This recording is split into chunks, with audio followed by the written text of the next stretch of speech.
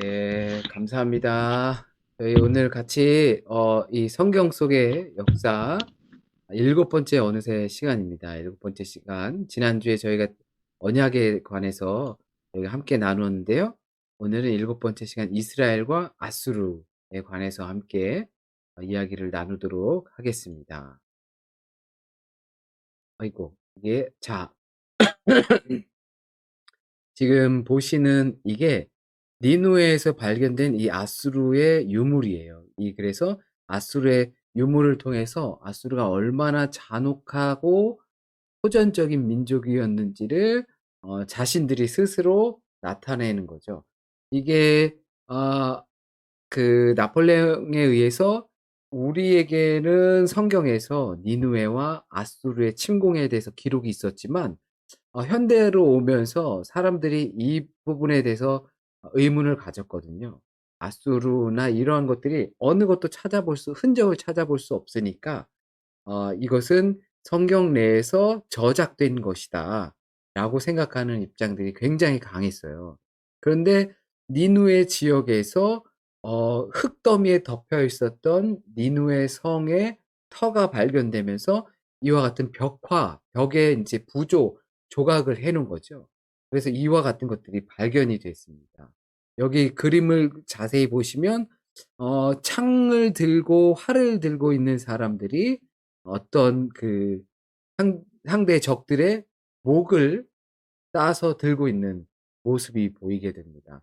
그러니까 이 아수르의 사람들이 전쟁을 해서 승리를 하게 되면 이렇게 목을 땄다라는 것을 자신들의 용맹함을 얼마나 잔혹한지 까불면 너희들 다 이렇게 된다라는 것을 아주 영웅적으로 표현한 것이죠.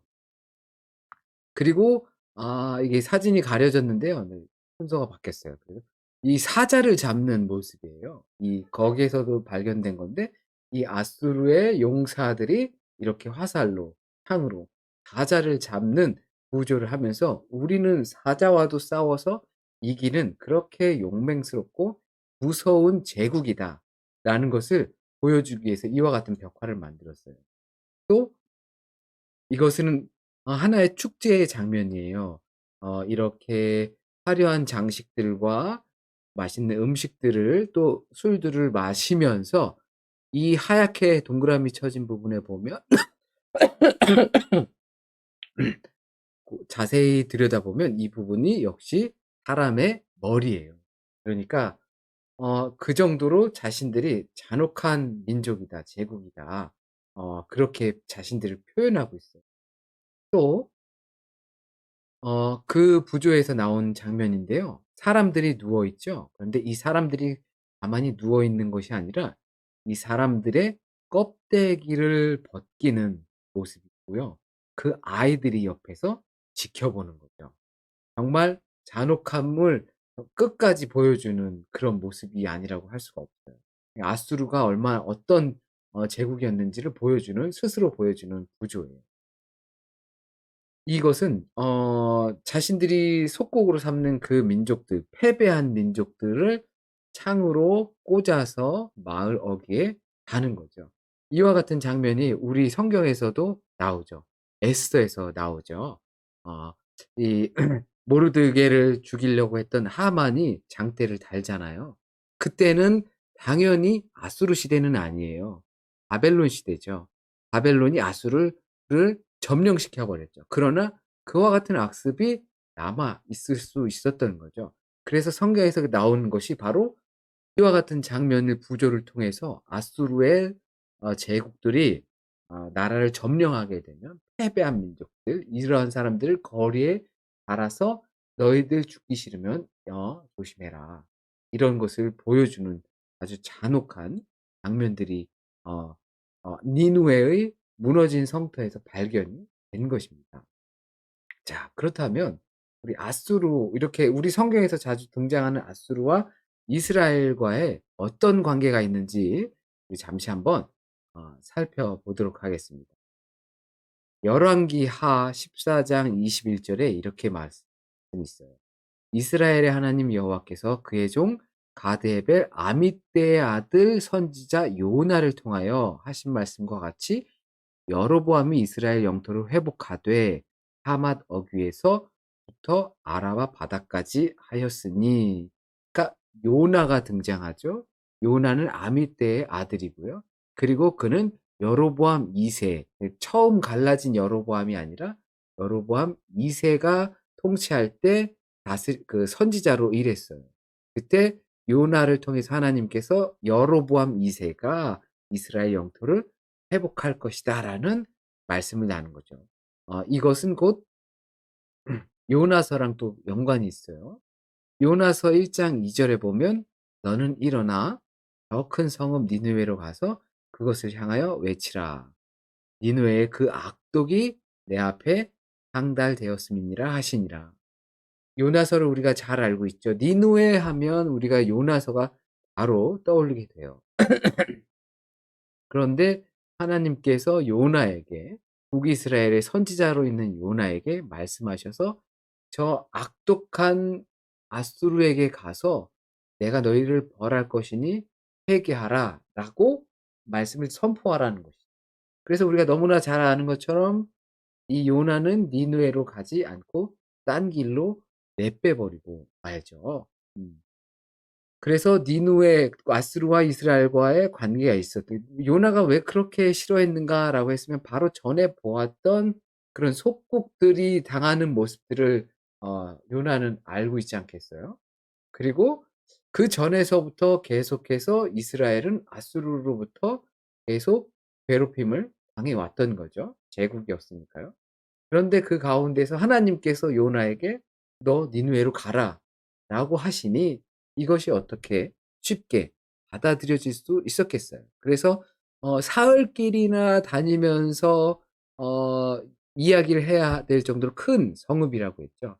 그런데도 불구하고 하루 만에 그냥 대충 끝내고 말았다. 마음이 이해가 되는 거죠.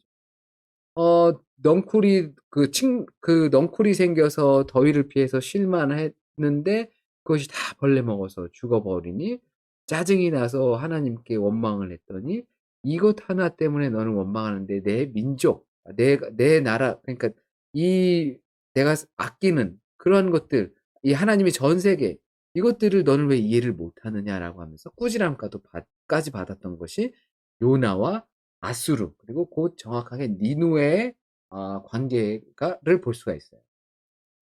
그래서 인제 요나서 4장 1 절에서 그렇게 말씀을 하시죠. 11 절에서. 또 이렇게 가서 요나의 말을 통해서 니느웨가 어 회개를 했죠. 동물들까지도. 왕의 명령을 따라서 동물들까지도 회개를 해서 하나님의 심판에서 벗어날 수 있었다고 요나서는 기록을 하고 있어요. 그런데 나훔 선지자를 통해서 1장 8 절에 그가 범람하는 물로 그것을 진멸하시고 자기 대적들을 흑암으로 쫓아내시리라. 이렇게 말씀하시면서 나훔 선지자를 통해서 이 아수르 곧 니느웨 도성이 결국은 심판을 피하지 못할 것이다라고 말씀을 전하고 있습니다. 요나서를 통해서 심판을 피했을 수 있겠지만 나훔 선지자를 통해서 결국은 심판을 피할 수 없게 되었던 것이죠. 자, 그렇다면 이스라엘을 통해서 유다는 어느 정도 하나님께로 돌아갈 수 있는 기회가 있었지만 결국은 심판을 받는다라는 것이 이 맥락에서도 충분히 이해가 되는 부분이에요. 그리고 나훔 선지자가 말했던 것처럼 "물에 잠기고 흑암으로 쫓아내시리라." 고고학자들이 그것을 발견하고 나서 그것의 상태를 보았을 때 전쟁도 물론 있었던 것 같지만 이것이 아무래도 어 그 티그리스 강이 넘쳐서 그때, 그리고 거기가 잠기고 그 잠기면서 흙더미로 잠겼을 것으로 추정을 하고 있어요. 나훔 선지자가 그것을 눈으로 보고 기록한 건지 아니면 하나님의 말씀을 들어서 기록한 건지 우리는 믿음을 따라서 그것이 나훔 선지자가 선지적으로 그렇게 선포한 것으로 보이지만 범람한 물로 잠겼다라는 사실을 이야기하고 있습니다. 그리고 흑암으로 쫓아내시리라. 어쩌면 흙더미로 덮인 것, 그것이 결국엔 흑암 속으로 스며들어간 것이 아닐까라는 것을 우린 생각할 수 있어요. 그리고 북이스라엘은 그러면 왜 멸망했는가? 너무나 잘 알지만 아수르 제국에 의해서 멸망을 했어요. 이것이 여로보암 곧 요 여로보암으로부터 인제 갈라졌죠. 남북이 갈라지면서 수많은 어 왕조들이 형성이 됐어요. 유다에서는 다윗 왕조로 쭉 갔지만 북이스라엘은 서로 쿠데타를 통해서 여러 왕조들로 바뀌었어요. 그리고 이 요나서가 등장했던 여로보암, 이다음에는 스가랴, 살룸이라는 아주 정말 보이지도 않을 정도로 짧게 10 개월 또는 1 개월만 통치하다가 또 쿠데타로 넘어가게 되었어요. 잦은 쿠데타로 인해서 결국은 이 호세아 때 아수르에 의해서 멸망을 당하고 말았죠. 어떻게 보면 어 어 이 잦은 왕조가 변경하고 쿠데타, 배신의 역사인 거죠. 이 배신의 역사 때문에 결국은 망할 수밖에 없었다라고 할 수 있겠지만 열왕기하 17장 23 절에 열왕기에서는 이렇게 말을 하고 있어요. 여호와께서 그의 종 모든 선지자를 통하여 하신 말씀대로 드디어 이스라엘을 그 앞에서 내쫓으신지라. 이스라엘이 고향에서 아수르에 사로잡혀 가서 오늘까지 이르렀더라. 어 하나님께서 그들을 멸망할 수밖에 없게 그 하나님의 땅, 약속하신 땅, 모세를 통해서 가게끔 하신 그 땅으로부터 쫓아내셨다라고 말씀하고 있어요.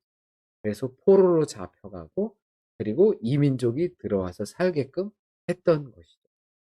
자, 그리고 이것은 우리가 신앙적으로 하나님께서 이와 같은 표현을 했다. 열왕기 기사는 표현하고 있어요. 그리고 다르게 봤을 때 이 호세아 왕, 이스라엘의 마지막 왕이었던 이 사람은 처음엔 친아수르적으로 보내다가 또 그것을 번복해서 이집트에 붙었다가 했던 거예요. 결국은 배신해서 살마네셀이라는 그 아수르의 왕에 의해서 멸망하고 말았던 거죠. 이것을 통해서 우리는 알 수 있는 게 있어요. 배신의 역사는 결국은 사망일 수밖에 없다라는 거죠. 믿음을 떠나서 뭐 '내가 잘 된다.'라고 할 수 있는 그런 것들은 결국은 사망의 종착지라는 것을 우리가 이 결과로 통해서 알 수가 있을 것 같아요. 그리고 사마리아는 함락이 되어 버린 것이죠. 북이스라엘의 수도가 사마리아죠. 그래서 이 부조에 보면 이 사람들이 포로로 잡혀가고 그리고 노동을 하고 하는 전쟁을 하고 하는 모습들이 이 안에 그 발견된 유물 속에서 찾아볼 수 있습니다. 이렇게 어린아이와 함께 포로로 잡혀가고 동물도 끌고 가고 하는 모습들을 나타내 주고 있어요. 왜냐면 가서 바로 또 그 동물도 일을 해야겠죠. 아주 소중한 자산이 되겠죠. 음. 그리고 이런 그때도 한번 이런 비석 같은 것들을 보셨죠. 사르곤 2 세의 프리즘이라고 현대로에선 불리고 있는데요. 여기에 또 그와 같은 내용들을 기록하고 있어요. 어떠한 역사가 있었는지. 그래서 이 사르곤 2 세의 프리즘 속에서는 이스라엘을 흩어 놓고 그리고 이민족을 사마리아에 거주시켰다라고 표현하고 있어요. 이 내용이 열왕기하 17 장에 유사한 내용으로 등장합니다. 성경에서 17 장에서도 그렇게 되어 있죠. 또 북왕국에 거주하게 된 이방 민족들이 그 땅의 법을 알지 못하여 신의 사자에 의해 죽임을 당하였다. 그래 가지고 아시리아 왕이 사마리아에서 끌고 온 제사장 한 사람을 베델에 발견하여 하나님의 법도를 가르치게 했다라고 하고 있어요. 이와 같은 이게 뭐 이스라엘이다. 정확하게 표현이 나와 있지 않지만 그와 같은 내용이 그대로 성경에서 표현된 것이 이 프리즘 비석 안에 이 사르곤 2 세가 기록을 했다라는 사실입니다. 그래서 결국은 이 하나님의 땅과 하나님의 백성이 이 성경에선 중요하다라는 것입니다. 이스라엘을 내쫓은 것이죠. 왜냐하면 그것은 하나님의 땅이기 때문에. 그리고 그 백성은 결국 하나님의 백성이기 때문에 하나님께서 하나님의 법도에 따라서 돌보신다라는 것입니다. 하나님의 땅에 거는, 그러니까 하나님의 성전에 거하는 거.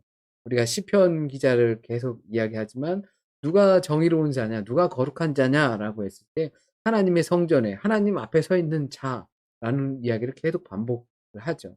그 성전이 얼마나 중요한지 우리는 잘 알죠. 하나님 계신 곳이 하나님의 성전이고 하나님의 땅인 것이죠.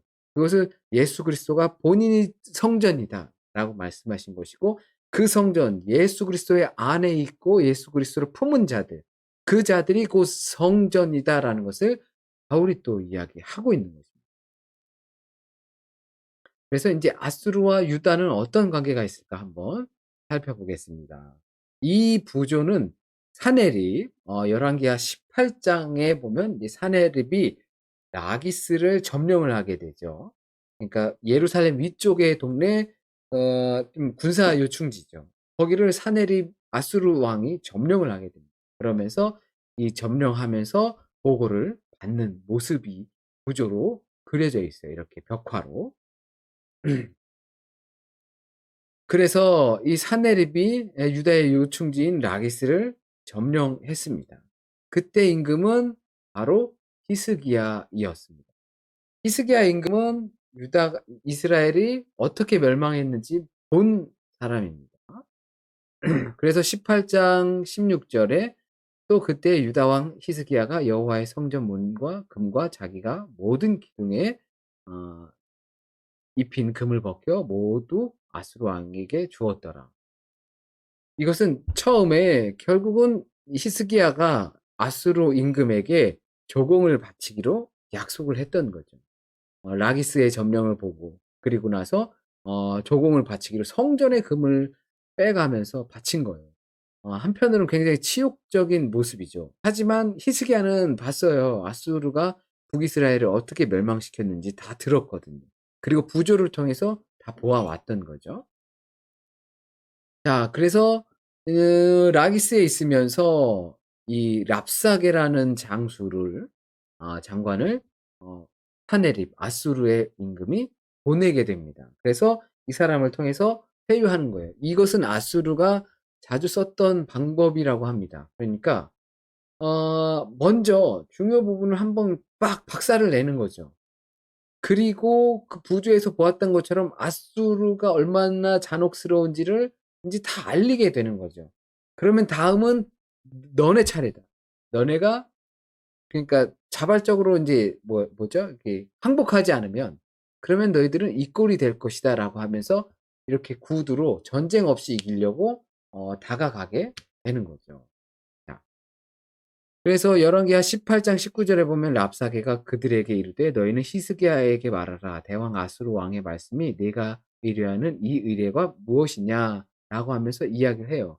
그러면서 전에 있었던 다른 나라들이 어디 있느냐? 그리고 그 다른 나라들이 섬기던 신들은 지금 어디 있느냐? 아수르보다 뛰어난 신이 어디 있느냐?라고 이야기를 하는 거죠. 아수르는 이슈르와 이슈타르라는 신을 섬기던 나라였거든요. 그러니까 "우리의 신이 강하다. 결국 우리의 왕이 강하다."라고 이야기하면서 다들 죽거나 다 멸망하거나 사라졌다라고 하면서 "히스기야 임금이 니네 지금 뭐 절대 뭐 우리 하나님께서 지키실 것이다."라고 하는데 "그 말 듣지 마라. 다 거짓말이고 허세다."라고 하면서 예루살렘 성전을, 그러니까 성벽을 향해서 사람들에게 이야기하는 거죠. 그럴 때 이미 그것을 경험한 유다의 심정 두려웠겠죠. 그러니까 유다 사람들이 나와서 이 사람들이 알아듣 들으니까 그렇게 말하지 마세요."라고 말을 할 지경까지 이르는 것입니다. 아수르는 그렇게 약해진 마음, 두려워하는 마음을 공격을 하는 거죠. 이것이 어떻게 보면 이 사탄의 회유와도 같은 것이죠. 예수님께서도 시험 당하실 때 약한 부분을 건드리는 거예요. "배고픈 자에게 만들어서 먹어 봐라. 권세를 주겠다. 이 땅을 다 주겠다."라고 하면서까지 유혹을 하는 거죠. 우리에게도 우리가 두려워하고 공포에 떨고 어려운 일을 만났을 때 두려움 속에 있을 때 그때 "진짜 너네 하나님이 있어?" 라고 회유하는 거죠. "다른 사람들 교회 안 다녀도 다 잘 되잖아." 라고 이야기를 하는 거죠. 그것은 뱀이 했던 회유라도 같아요. 하나님이 그것을 "먹지 말라고 그랬어? 다 먹지 말라고 그랬어? 정말이야? 너희들이 하나님처럼 될까 봐 그러는 거야."라고 하면서 진짜인 듯 가짜인 듯 아주 아사모사하게 우리의 약한 부분을 건드리게 되는 것입니다. 이것이 바로 랍사개의 회유였어요.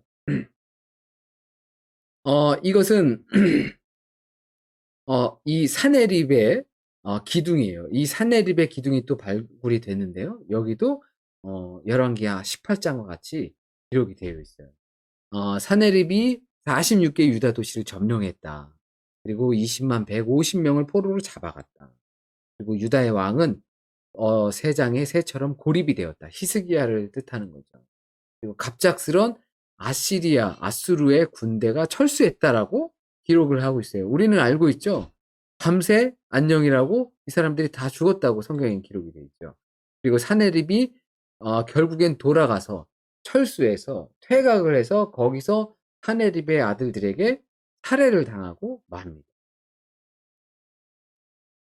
그렇다면 이 자기들은 이유를 밝히지 않고 있어요. 갑자기 퇴각을 한 거예요. 기록을 하고 있지 않죠. 근데 성경에선 그들이 천사들이 그들을 간밤에 어 다 멸절시켰다라고 성경에선 기록을 하고 있어요. 근데 이 헤로도토스라는 그리스의 역사가는 이렇게 표현합니다. "간밤에 병사들이 전염병에 쓰러졌다." 또 고고학자들은 어쩌면 쥐떼들에 의해서 전염병이 옮겨졌을지도 모른다. 그리고 쥐떼들에 의해서 식량이나 아니면 어떤 무기들이 다 싹 삭아 버려 가지고 어쩔 수 없이 퇴각했을 수도 있을 것이다. 왜냐하면 사내립이 안 내려왔거든요. 그러니까 임금이 아수르의 임금이 내려오지 않았어요. 어떻게 보면 그래서 그들이 너무 지치거나 힘들어 가지고 그냥 조공을 바치는 것으로 끝냈을 수도 있다라고 생각하는 사람들 해석하는 사람들도 있어요. 열왕기하 19 장에 보면 "이 밤에 여호와의 사자가 나와서 아수르의 진영에 군사 18만 5천 명을 친지라 아침에 일찍 일어나 보니 다 송장이 되었더라."라고 기록을 하고 있죠. 자, 우리는 이 부분에 있어서 왜 이렇게 됐는지 너무나 잘 알고 있죠. 어 락 락 인제 라기스에서 인제 이 아수르의 장수가 내려와서 랍사게가 하나님을 조롱하고 그리고 아수르 임금이 보낸 편지를 갖다가 전달을 했죠. 그리고 히스기야가 그것을 보고 얼마나 분통했을까요. 탄식하며 탄식하다가 결국은 하나님께 고하는 거죠. "하나님 이것 좀 보세요. 지금 상황이 이렇습니다. 하나님이 욕먹고 있어요. 하나님의 성전이 욕을 먹고 있어요. 하나님의 백성이 욕을 먹고 있어요. 이거 어떻게 하면 좋습니까?" 라고 하면서 그 히스기야의 기도가 성경에 기록이 되어 있습니다. 그래서 어 이사야를 통해서 말씀을 하시죠. "히스기야에게 보내되 이스라엘 하나님 여호와의 말씀이 네가 아수르 왕 사내립 때문에 내게 기도하는 것을 내가 들었노라 하셨나이다." 라고 하면서 나타난 번이라고 우리는 이해할 수가 있습니다. 아수르는 이렇게 유다는 아수르를 이렇게 이겨냈습니다. 그렇다고 해서 유다가 바벨론을 피할 수 있었던 것은 아닙니다. 이 아수르가 북이스라엘을 침공하고 성경에 나온 기록들 이 한때 사람들은 그 아수르는 이스라엘 유다에 의해서 저작된 것이다라고 하지만 나중에 히스기야의 샘물까지도 운하까지 발굴이 되잖아요. 기온샘에서 실로암까지 성내로 연결되는 그 물을 받는 그것들이 발견이 되죠. 그러면서 이것이 실체적으로 드러나게 되었던 것입니다. 그러면서 이 성경의 내용들이 전부 다 역사적으로 그러니까 역사 외적으로 그러니까 성경 외적으로 그것들이 다 토시하나 진실이다라고 아마 역사가들은 보지 않을 겁니다. 하지만 이와 같은 역사적 내용이 분명히 성경에서 기록된 것이 있었다라는 것입니다. 그리고 우리는 신앙적으로 받아들일 때 물론 왜 어떻게 해서 이스라엘이 멸망했는가. 아수르가 침공했으니까 멸망했지라고 할 수 있겠지만 우리는 그를 통해서 이 배신의 역사, 배반의 역사, 하나님을 배신하고 또한 하나님의 민족을 배신한 그 배신의 역사는 결국은 멸망할 수밖에 없었다라는 것을 볼 수가 있고요. 그리고 하나님께서 지키시겠다 하는 그 다윗의 언약을 따라서 그 왕조가 계속 갔지만 그들이 결국은 어려움을 당할 때 하나님께 기도하지 않았다면 히스기야도 거기서 결국은 버틸 수 없었을 것이라는 것을 우리가 한번 생각해 볼 필요가 있습니다. 그러므로 우리는 생각해야 합니다. '하나님의 말씀을 내가 잘 지키고 있는가?' 하나님께서 우리에게 주신 말씀들을 잘 지키고 있는가를 한번 생각해 봐야 합니다. 그리고 랍사개와 같은 이 회유를 나는 잘 견딜 수 있는가? 그리고 그 회유를 어떻게 견딜 수 있겠는가? 그러므로 하나님께 기도할 수 있는가? 이것들을 우리가 이 아수르의 침공을 통해서 그리고 때로는 멸망하고 그리고 때로는 그것을 극복해낸 북이스라엘과 남유다의 이 사건들을 통해서 우리가 이것들을 생각해 보고 스스로 질문해 봤으면 좋겠습니다. 오늘 준비한 것은 이것으로 마치겠습니다. 그리고 함께 마이크와 카메라를 켜고 함께 이야기를 나누도록 하겠습니다.